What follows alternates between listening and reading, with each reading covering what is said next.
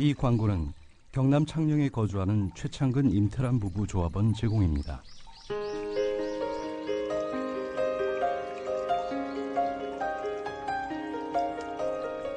안녕하십니까.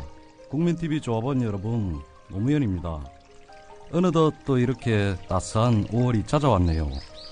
지난 대선에 좀 실망한 분들이 많이 계시죠? 너무 낙담하지 마십시오. 여러분들은 최선을 다하셨습니다. 좀 더디어도 민주주의는 반드시 승리합니다. 확신을 가지십시오. 여러분들이 참여하고 계시는 미디어 협동조합 국민TV도 이 소중한 밑거름이 될 것입니다. 참여하신 조합원 여러분, 감사합니다.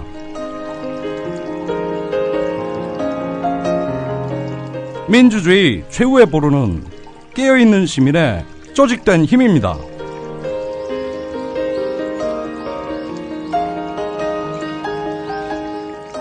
경남 창녕에 사는 최창근 임태란 조합원 부부가 고 노무현 전 대통령이 너무 보고 싶다며 그분의 목소리로 조합원과 시민에게 메시지를 보냈습니다. 5월, 고 노무현 전 대통령 목소리로 온누리에 알리고자 하는 말이 있으신 분은 국민TV 홈페이지를 통해 신청하십시오. 생방송과 팟캐스트를 통해서도 동시에 보내드립니다.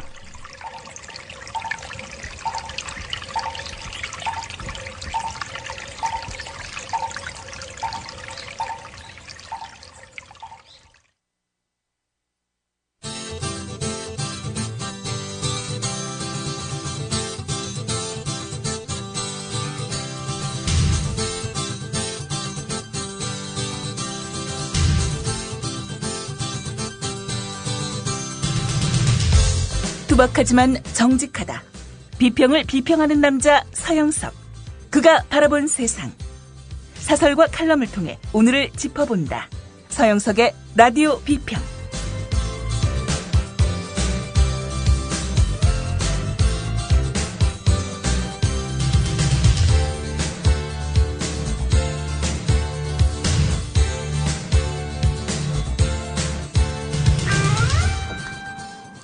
안녕하십니까, 서영석입니다.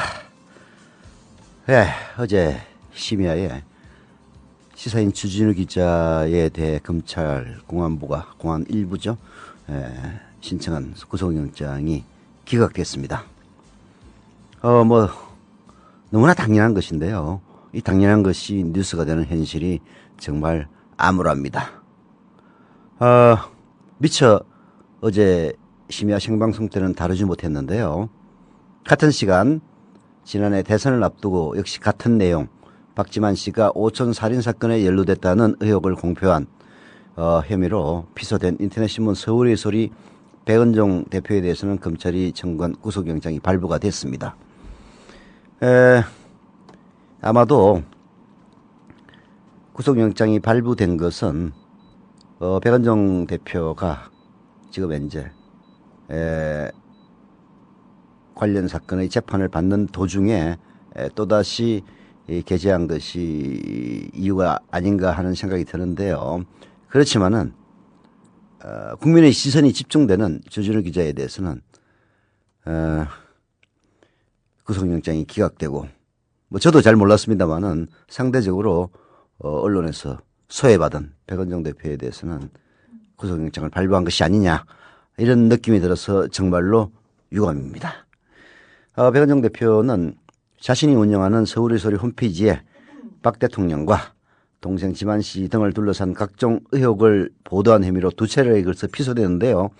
작년 8월에는 검찰이 백은종 대표에 대해서 구속영장을 청구했지만 기각돼서 불구속 상태에서 재판을 받아왔습니다.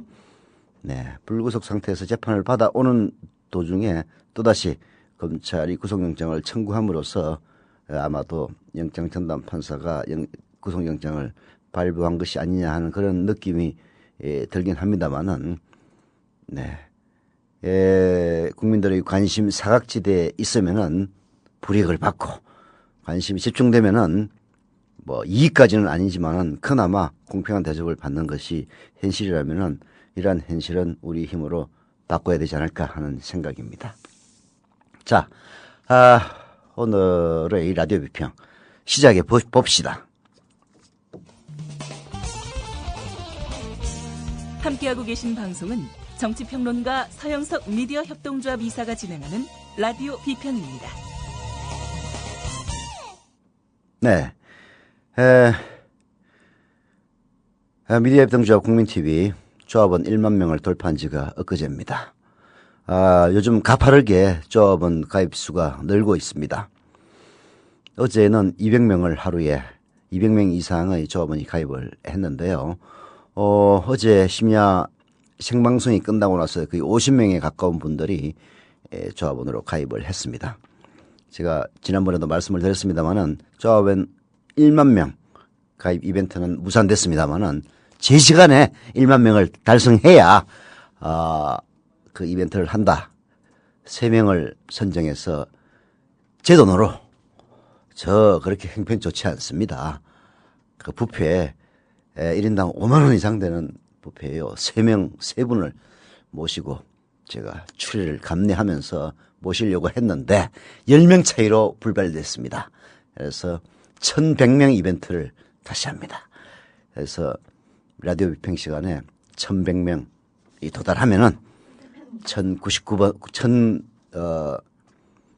99번인가?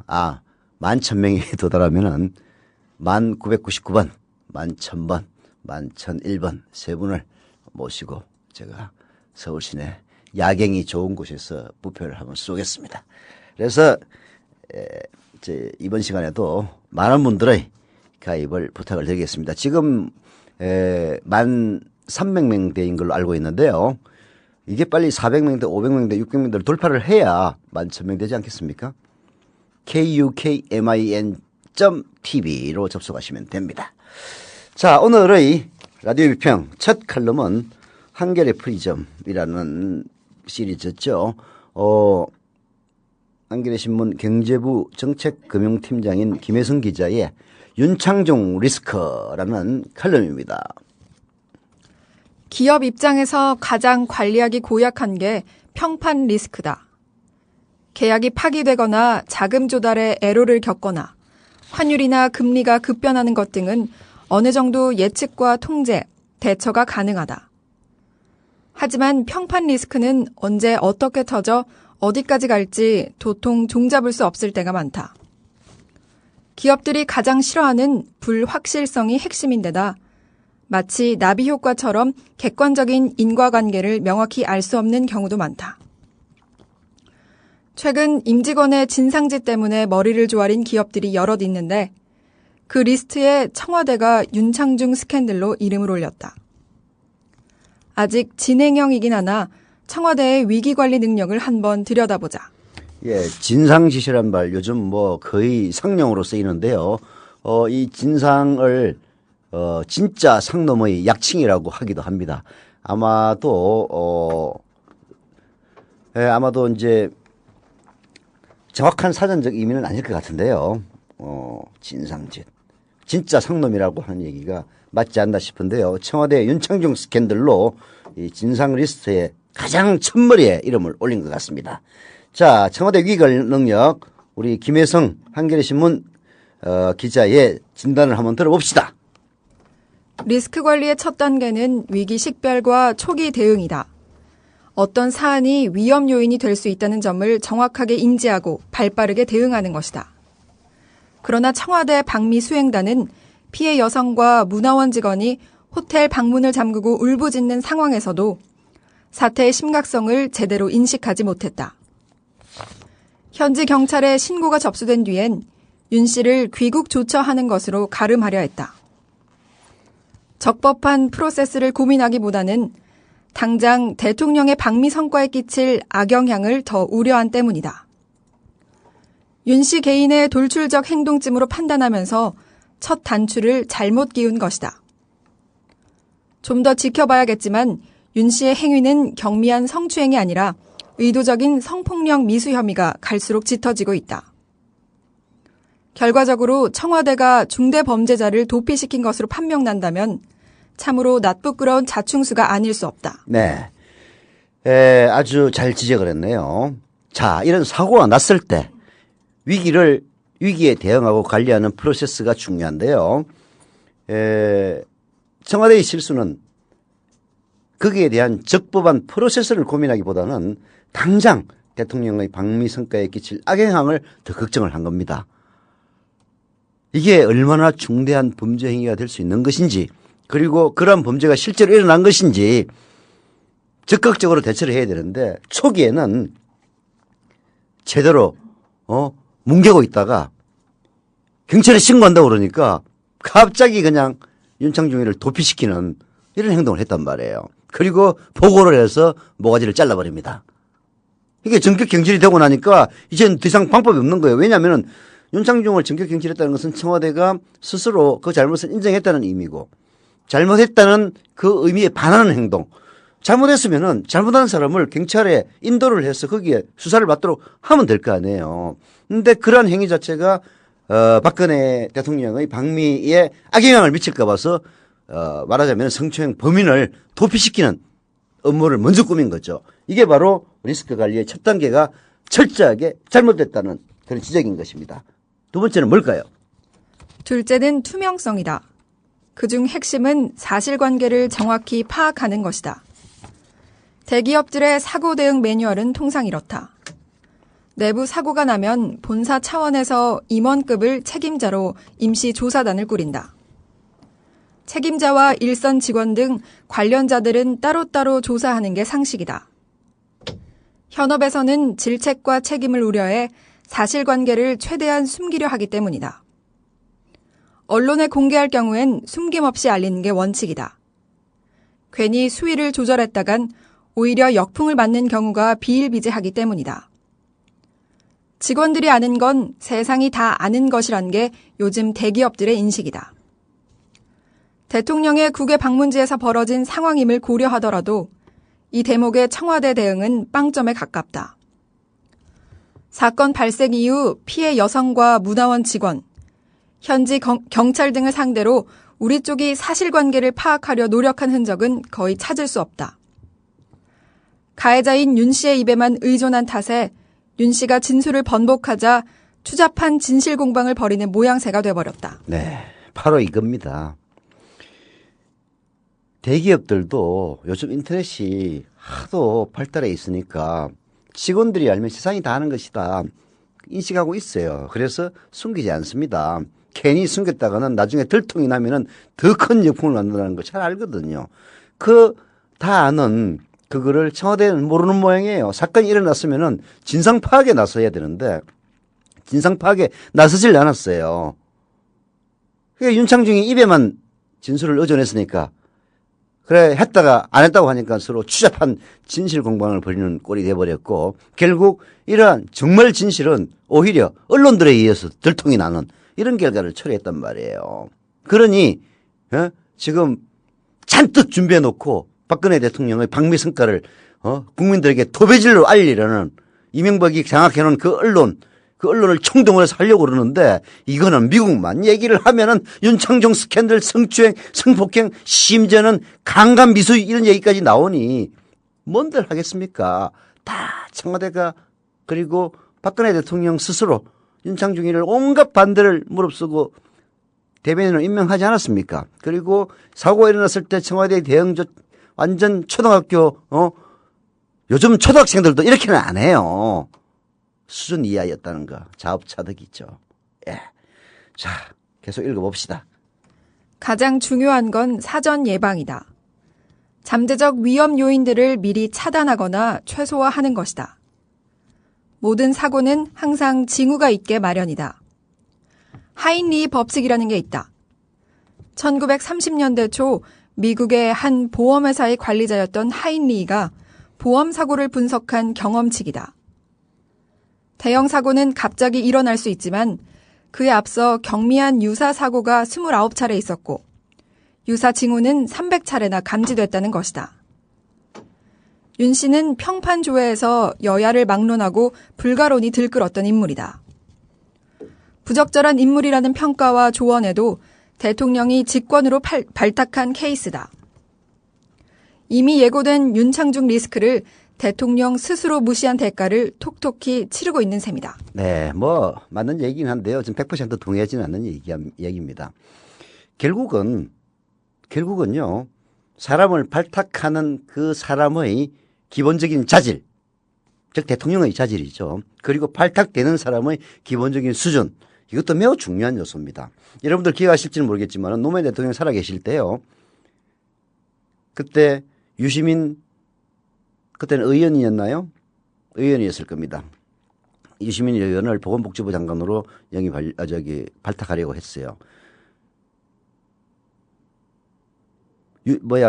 노무현 비서실장을, 이게 이제 뭐 청와대 비서실장이라는 뜻이 아니고 그야말로 경호실장을 장관으로 발탁한다고 한나라당에서 들고 일어나고 심지어는 열린우리당 내부에서도 반대 이론이 들끓었습니다.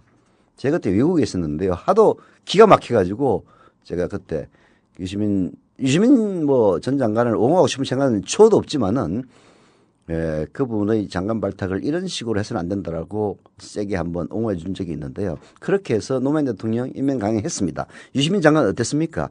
보건복지부 장관으로서 제가 보기에는요. 아마 사상 가장 잘한 장관 넘버 5 안에 들 겁니다. 윤창중 리스크. 평판조회에서 예를 먹느라고 불가능이 덜끓었다고 해서 꼭 그 사람이 안 돼야 된다는 건 아니죠. 그러나 그 사람을 알아보는 대통령의 안목과 그리고 그 사람의 기본적인 자질, 이게 너무나도 천지 차이가 났던 거죠. 노무현 유시민과 박근혜 윤창중 사이에는 그야말로 건너갈 수 없는 간극이 있고, 이것이 바로 우리 사회 보수와 진보 사이의 도덕적인 간격이라고 보시면 될 것 같습니다. 사실 앞으로가 더 큰 문제죠.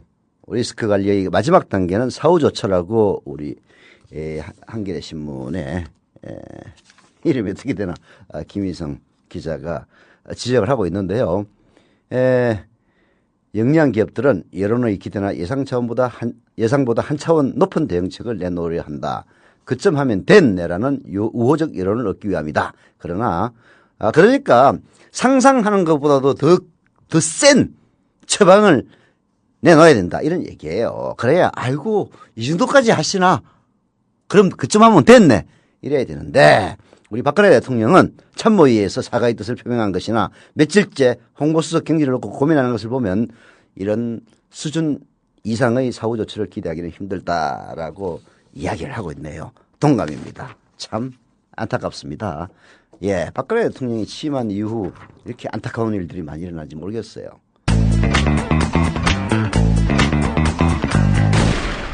네, 정확하게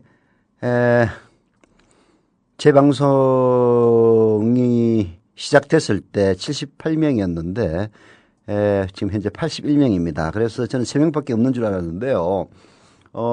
지난 방송과 그 사이에 가입한 분이 굉장히 많네요. 우선 3분 먼저 소개해 드릴게요. 경기 부천시 원미구의 이윤경님 감사드립니다. 서울시 중구 초동의 길서연님 닉네임은 로즈마리네요. 감사드립니다. 그리고 경기 성남시 수정구면은 분당인데 분당인가 아닌가 모르겠다. 이리라님, 네,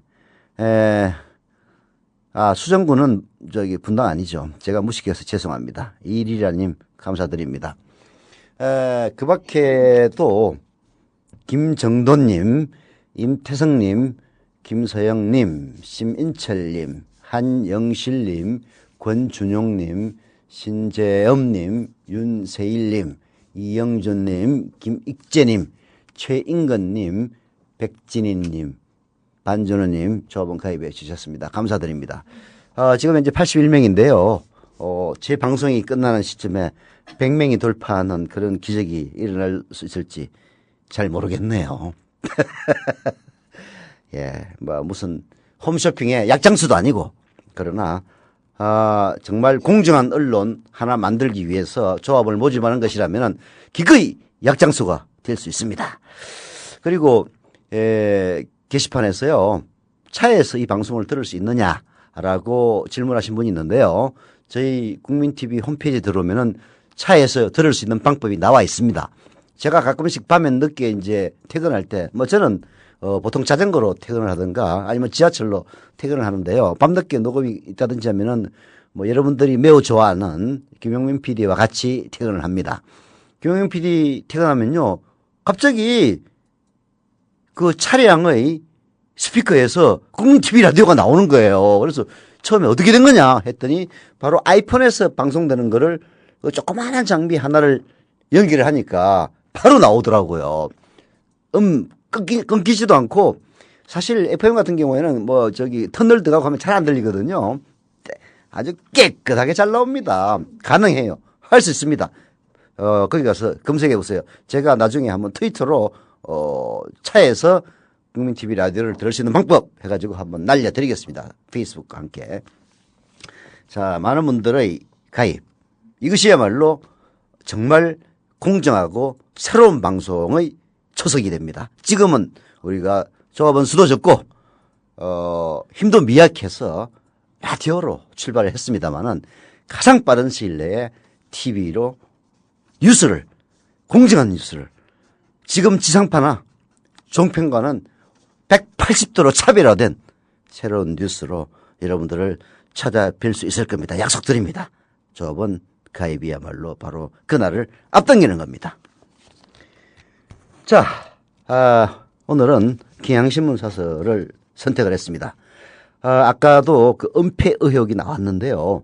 경향신문 사설은 윤창중 스캔들 사건이라고 했네요. 은폐 의혹도 낱낱이 규명해야라는 사설. 읽어봅시다. 역대 정권을 뒤흔든 스캔들이나 게이트에는 공통점이 있다. 사건 자체보다 사건을 축소, 은폐하려는 시도가 국민의 분노에 기름을 끼얹었다. 윤창중 전 청와대 대변인의 성추행 사건도 전철을 밟는 모양이다. 윤 전 대변인의 범죄와 관련해서는 미국 측 수사가 진행 중인 만큼 조만간 사실관계가 드러날 것이다. 이제 초점은 국가기관이 동원된 사건 무마 축소 은폐 의혹으로 옮겨가고 있다.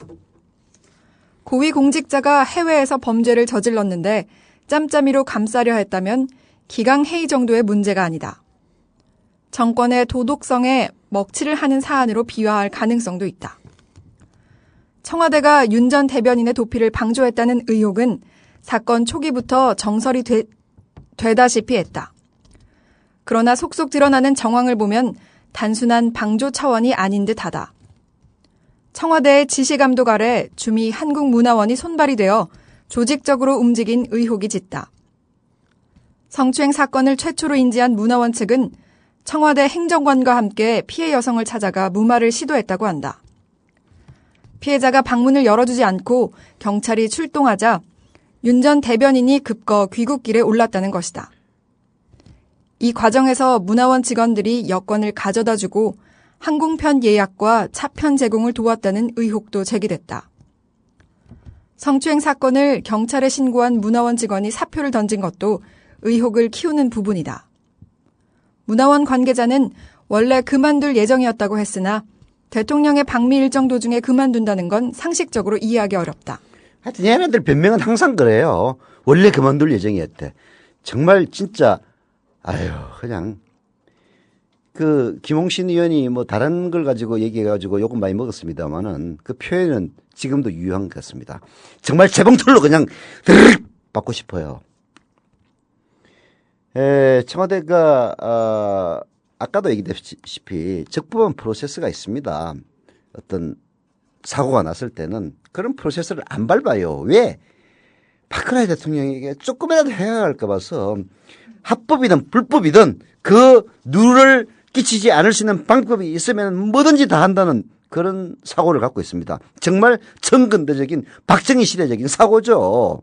모든 것을 중심에 박근혜를 놓고 생각하는 그런 사고를 키운 겁니다.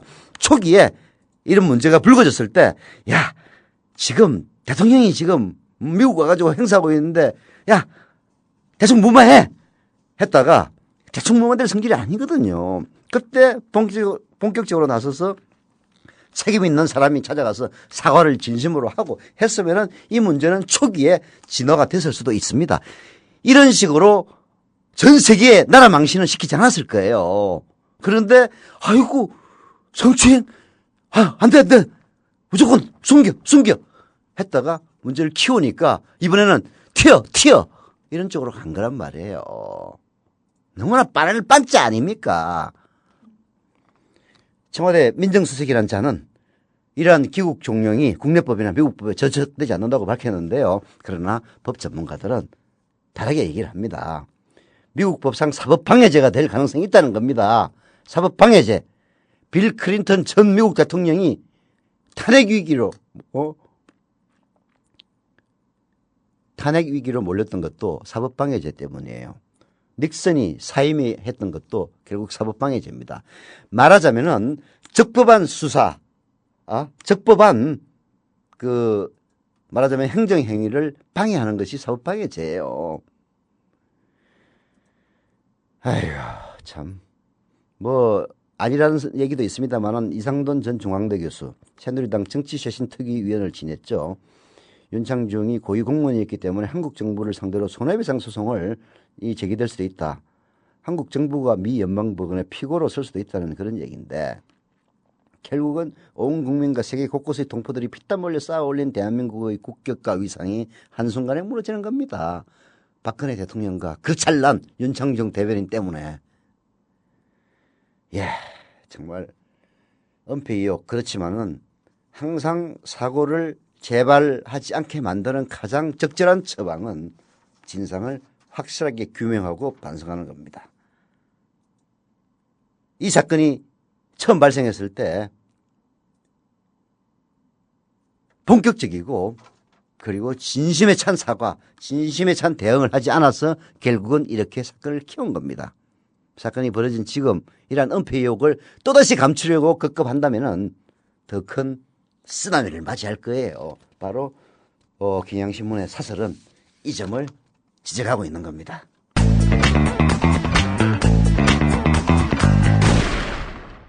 제가 잘 못합니다.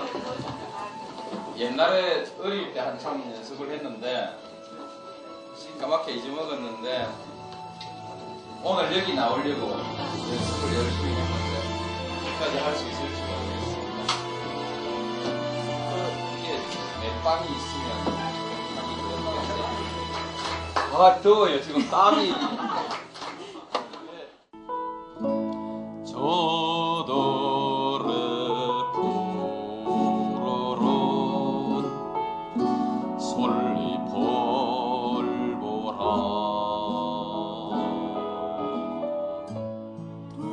국민TV 정치자 여러분, 안녕하십니까?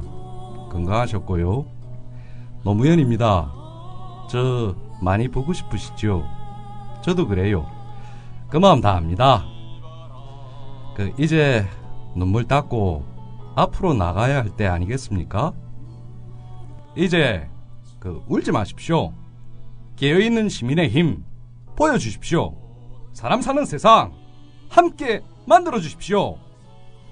5월 19일 일요일 오후 2시부터 서울시청 광장에서 웃으며 뵙겠습니다.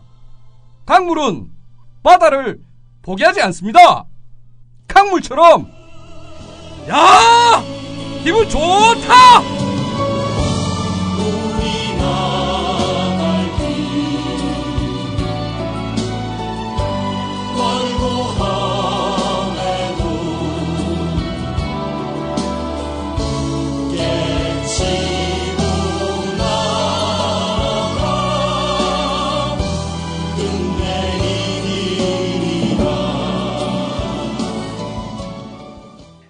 그 사이에 많은 분들이 또 가입을 해 주셨습니다.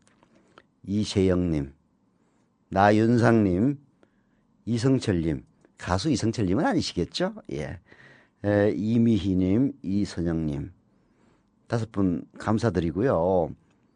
특히 이선영님은 닉네임이 바른생활이네요. 존경합니다. 이미희님은 닉네임이 가을 하늘 옆이에요. 아이고, 또 정말 존경합니다. 가수 이성철과 동명이인인 이성철님은 모비딕 이시영이라고 되어 있는데 이건 무슨 의미죠? 예. 나연상님과 이세영님은 영어로 되어 있어서 소개를 생략합니다. 제가 영어에 약해요.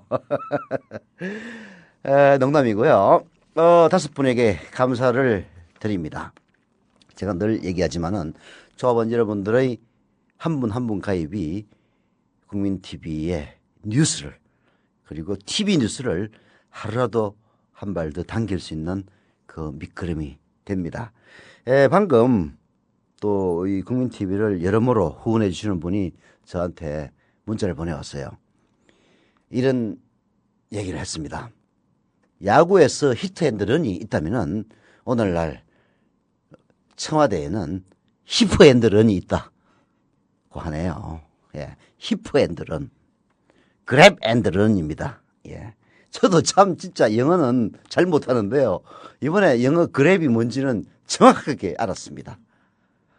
히트앤드런이 아니라 히프앤드런이 되고 있는 청와대의 난맥상 정말 쪽팔립니다. 어디 가서 요즘 대한민국 국민이라고 얘기하겠습니까? 자, 뭐 현안하고 관계없는 얘기지만요. 우리가 꼭 알아야 될 사안이 있습니다. 오늘 한겨레신문이 뭐 창간 25돌 기념판인가 아주 그냥 그 두껍게 배달이 됐더라고요. 뭐 아주 두껍다 해봤자 뭐 조중동에 비하면은 세 발의 피지만, 네. 쭉 이제 전철을 타고 어제 제가 밤에 자전거를 타고 갔어요. 피곤해가지고 아침엔 전철을 타고 왔습니다. 전철을 타고 오면서 쭉 보다 보니까 공공의료 오해와 진실이라는 아주 좋은 글이 있었어요. 최근 진주의료원 폐업 논란을 계기로 공공의료에 대한 관심이 높아졌다. 그러나 정작 공공의료원에 대한 이해는 부족하다. 공공의료원을 둘러싼 오해와 진실을 문답으로 정리했다라고 하는데요. 자, 한번 들어볼까요? 공공의료원은 왜 적자이냐? 답입니다. 전국 34개 지방의료원 가운데 적자를 면하는 병원은 7곳 정도다. 그나마 장례식장 수입 등을 제외하면 흑자는 한두 곳에 불과하다. 공공의료원의 적자는 손익계산서의 해석 차이 때문이다. 공공의료원은 민간 병원과 달라 정부와 지방자치단체가 시설과 장비를 투자하고 그 인프라 투자에 대한 상환 압박에서 벗어나 공익적인 진료를 하라고 만든 병원이다. 그런데 손익계산서의 비용에는 감가상각비가 포함되어 있다. 즉 말로는 정부와 지자체 설립 병원인데 운영은 민간 병원과 똑같이 하라는 것이다. 더구나 상당수 지방의료원은 정부와 지자체가 설립해놓고 그 시설과 장비에 대한 투자비를 해당 지방의료원 부채로 잡아놓고 있다.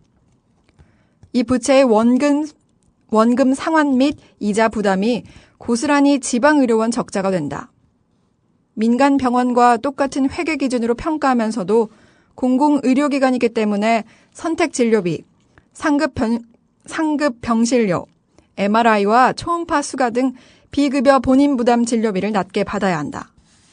한마디로 앞으로 뛸 수도 뒤로 물러설 수도 없는 사면초가 상태가 공공의료원의 적자를 불가피하게 만드는 것이다. 그러니까 공공의료원을 정부나 지방자치단체가 만들어 놓고 시설과 장비를 투자해 놓고 그거를 그 의료원의 부채로 잡는 거예요.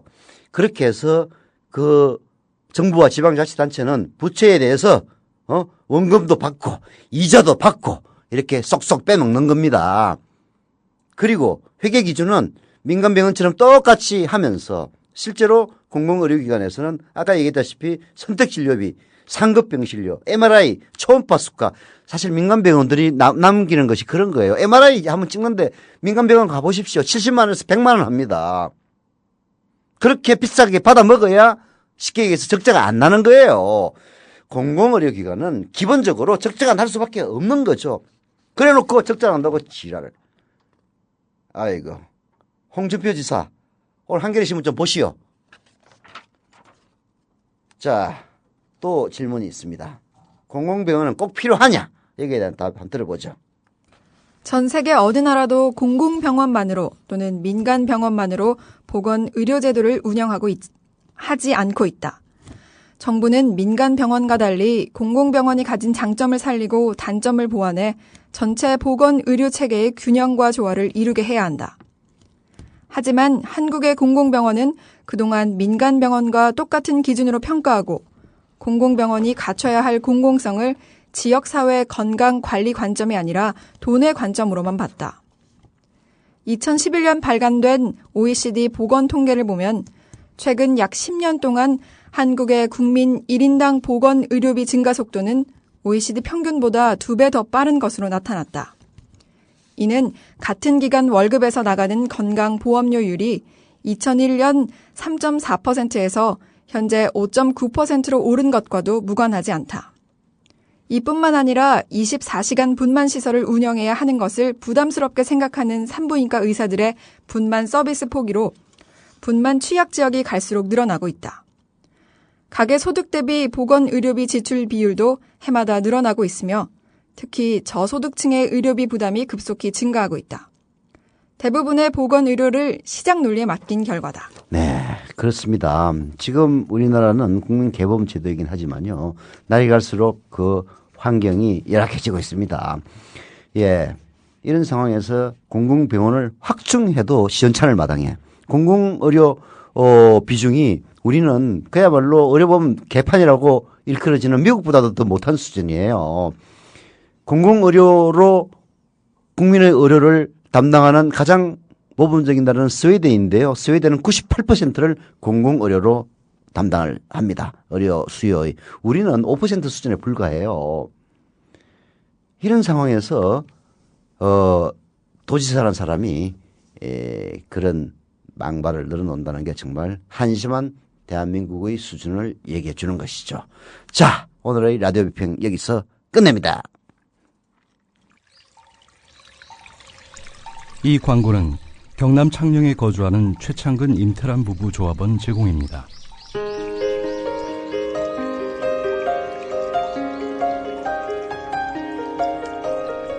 안녕하십니까.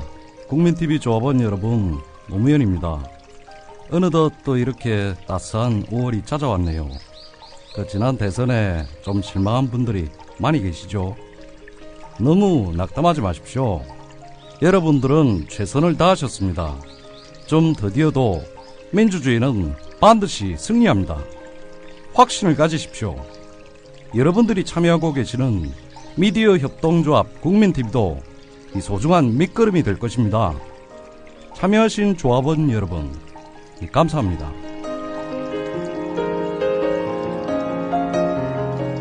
민주주의 최후의 보루는 깨어있는 시민의 조직된 힘입니다.